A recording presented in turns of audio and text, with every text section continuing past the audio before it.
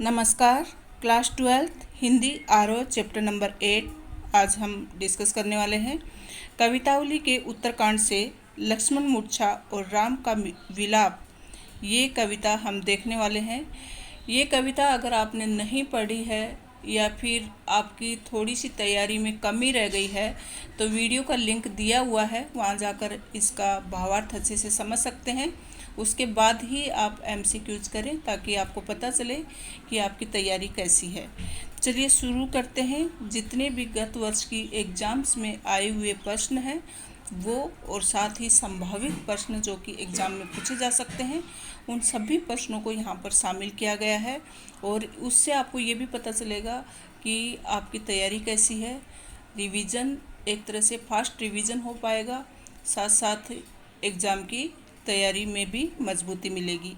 चलिए शुरू करते हैं। पहला बहुविकल्पी प्रश्न आपके सामने है, कवितावली किसकी रचना है? तो तुलसीदास की है। तुलसीदास जी ने रामचरितमानस, विनय पत्रिका, कवितावली, गीतावली ये सब रचनाएं की हैं। संसार के सभी लोग क्यों करते हैं नहीं आएगा, मतलब संसार के सभी लोग क्यों कार्य करते हैं? पेट भरने के लिए, आनंद के लिए, खेल के लिए, ईश्वर को प्रसन्न करने के लिए। तो पेट भरने के लिए। किस बला के लिए लोग दर दर ठोकरें खाते फिरते हैं? मुंह की, हाथ की, दिमाग की, पेट की। तो यहाँ पर बच्चों ये कुछ मिस्टेक है, ये प्रश्न को छोड़ देते हैं। आगे देखते हैं, लोगों में कौन सी भावना नहीं रह गई है? दुख सुख की, अच्छे बुरे की, धर्म अधर्म की, रोजी रोटी की। तो लोगों में कौन सी भावना नहीं रह गई है? अब धर्म अधर्म की भावना नहीं रह गई है। पेट की अग्नि किससे बढ़कर है? वन की आग से, खेत की आग से, लालच की आग से, समुद्र की आग से। तो यहाँ पर कवि तुलसीदास जी ने बताया है कि पेट की जो आग है वो समुद्र की आग से भी बड़ी है। तो पेट भरने के लिए लोग मतलब कार्य करते हैं। किसी की कृपा से भूख के लिए भटकते लोगों को शांति मिल सकती है। किसकी कृपा से? तो श्री राम की कृपा से ही भूख के लिए भटकते लोगों को शांति मिल सकती है। समाज में चारों ओर किसका बोलबाला है? प्रेम और भाईचारे का, गरीबी और बेकारी का, घृणा और लड़ाई का, अमीरी और रोजगारी का। तो गरीबी और बेकारी का चारों तरफ बोलबाला है। संपूर्ण समाज को गरीबी ने किस रूप में घेर रखा है? संपूर्ण समाज को गरीबी ने रावण, दानव, शैतान, राक्षस, सही उत्तर आएगा रावण ने घेर रखा है। यहाँ पर रावण तो नहीं आना चाहिए बच्चों, दानव आना चाहिए। वेदों और पुराणों के अनुसार संकट के समय कौन सहायता करता है? तो प्रभु श्री राम ही सहायता करते हैं संकट के समय। किस भी से अभिप्राय है? मजदूर, किसान, किशन, मालिक। तो मजदूर आएगा। तुलसी जी किस चीज़ का खंडन करते हैं? अमीरी, गरीबी, जाति, कर्म। तो जाति का खंडन करते हैं। कवि के अनुसार वे कहाँ सोते हैं? मस्जिद में। कवि के अनुसार वह अपना पेट किस प्रकार भरते हैं? भीख मांगकर। कवितावली उत्तरकांड में से कौन सा छंद है? तो कवि छंद का प्रयोग किया गया है।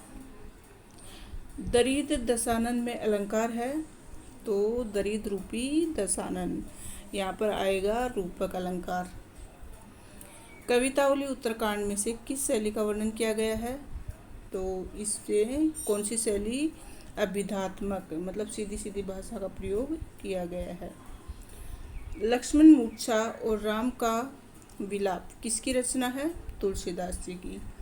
हनुमान राम जी से क्या लाने की आज्ञा मांगते हैं? सीता, संजीवनी बूटी, प्राणनाशक बूटी, जीवनदायिनी बूटी। तो संजीवनी बूटी के लिए कहते हैं।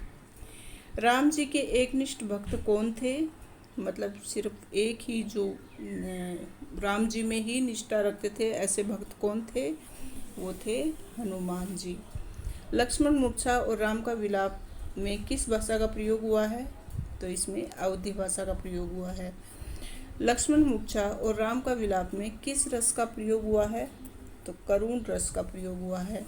बच्चों, जहाँ युद्ध की बात आए, देश के सम्मान की बात आए, राष्ट्रीय भावना के लिए युद्ध किया जाए, तो वहाँ पर वीर रस होता है। और वात्सल्य रस, जहाँ माँ का अपने बच्चे के प्रति जो लगाव होता है, प्यार होता है, वो वात्सल्य रस में आता है।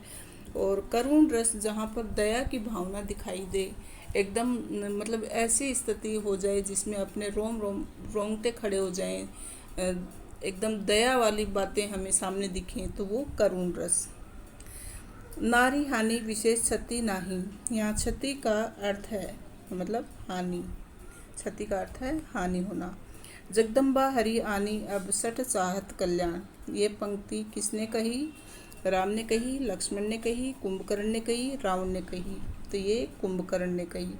लक्ष्मण कहाँ मूर्छित हुए थे? घर में, बाजार में, युद्ध में, उपवन में। तो युद्ध में हुए थे। लक्ष्मण ने राम जी के लिए किस चीज़ का त्याग किया? सब सुखों का, सब दुखों का, सारे धन का, सभी तरह के भोजन का। तो सारे सुखों का लक्ष्मण ने राम के लिए त्याग कर दिया था और उनके साथ वनवास चले गए थे। लक्ष्मण की दशा देखकर साधारण मानव की तरह कौन विलाप करने लगा? तो श्री राम विलाप करने लगे थे, क्योंकि श्री राम तो साधारण मानव नहीं थे। फिर भी लक्ष्मण को जब देखा घायल अवस्था में, लक्ष्मण मूर्छित हो गए थे, तब श्री राम एक साधारण मनुष्य की तरह जोर जोर से रोने लगे थे, विलाप करने लगे थे। जहाँ राम लक्ष्मणी ही निहारी, सहेऊ विपिन हिम आतम बाता में छंद कौन सा है? यहाँ पर चौपाई है।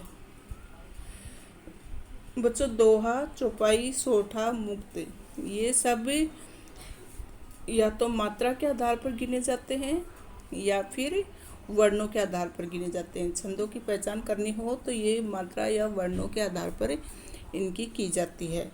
तो आपको अगर छंद पर भी वीडियो चाहिए तो आप कमेंट बॉक्स में अवश्य लिखें, ताकि छंद पे आपको वीडियो मिल सके। संसार में पुनः क्या नहीं मिलता? संसार में वनवास, घर, सहोदर भाई, संपदा। तो देखो, संसार में वनवास हम जा सकते हैं, घर भी मिल जाएगा, संपदा भी मिल जाएगी, लेकिन सहोदर भाई मतलब अपना एक अच्छा भाई नहीं मिल सकता। पक्षी किसके बिना दीन है? तो पक्षी अपने पंखों के बिना दीन है, मतलब दीन मतलब गरीब है। पक्षी पंखों के बिना उसका अस्तित्व ही नहीं है। सांप का जीवन किसके बिना असंभव है?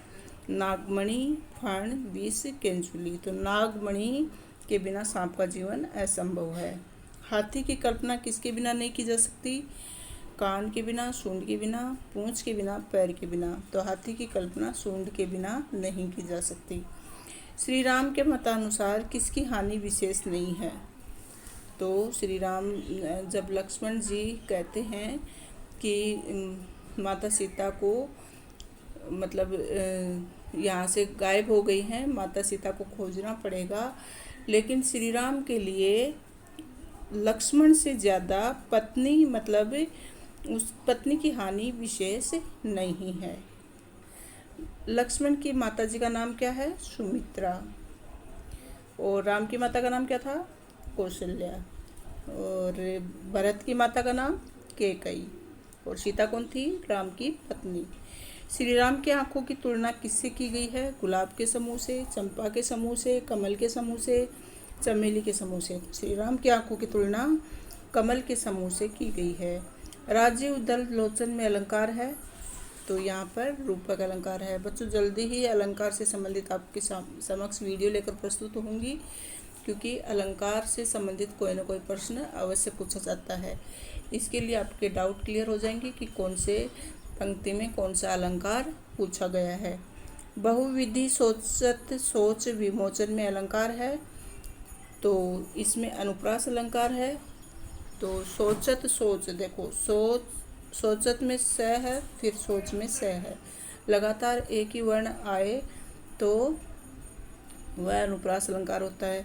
प्रभु का प्रलाप सुनकर कौन व्याकुल हो गया? वानरों का समूह, फूलों का समूह, पक्षियों का समूह, गायों का समूह।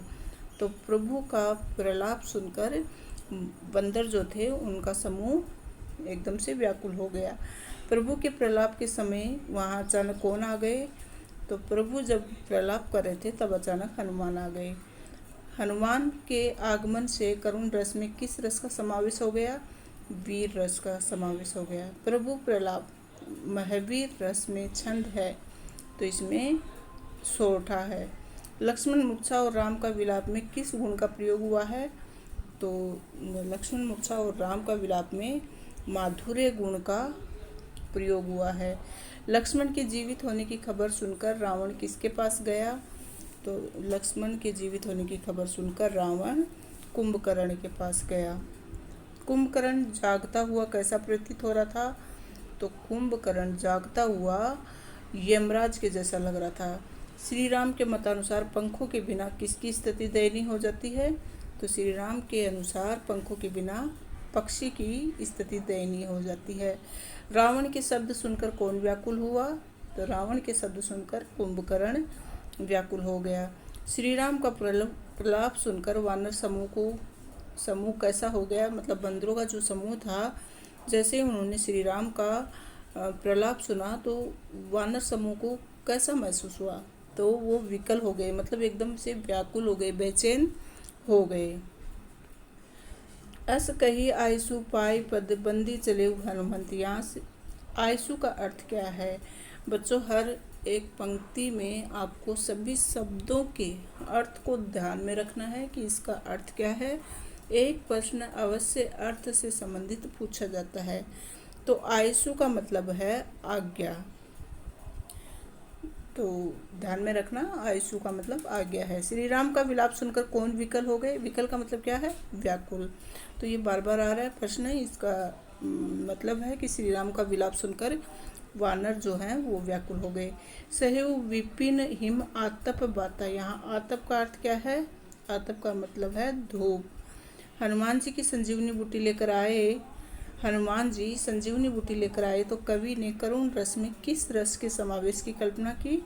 तो ये पहले भी आ चुका है, वीर रस की। जैसे ही हनुमान जी संजीवनी बूटी लेकर आते हैं, पहले करुण रस का हमें भाव हो रहा था, क्योंकि जब विलाप कर रहे थे श्री राम, एकदम से दया आ रही थी श्री राम को लक्ष्मण के ऊपर, और पूरा जो माहौल था वो करुणामय हो गया था। लेकिन जैसे ही एकदम धर्राटे के साथ हनुमान जी, वीर हनुमान संजीवनी बूटी लेकर आते हैं, तो वातावरण पूरा वीर रस से ओतप्रोत हो गया। फिर आगे है मनी बिनु फनी बरीबर कर हीना। यहाँ करीबर का अर्थ क्या है? तो करीबर का अर्थ है हाथी।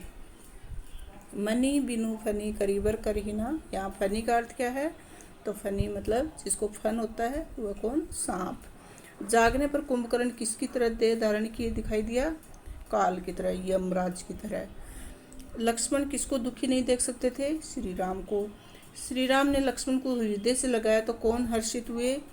तो जैसे ही श्री राम ने लक्ष्मण को अपने हृदय से लगाया तो सब खुश हो गए, मतलब भालू और कपि समूह, जो जामवत था और जो बंदरों का समूह था, सब हर्षित हो गए, खुश हो गए।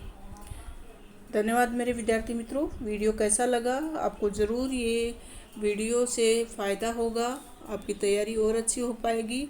और वीडियो को अधिक से अधिक शेयर करें ताकि सभी CBSE में पढ़ने वाले स्टूडेंट्स, क्लास 12 के स्टूडेंट्स को फ़ायदा हो सके। मेरी शुभकामनाएं आपके साथ हैं। Thank you so much.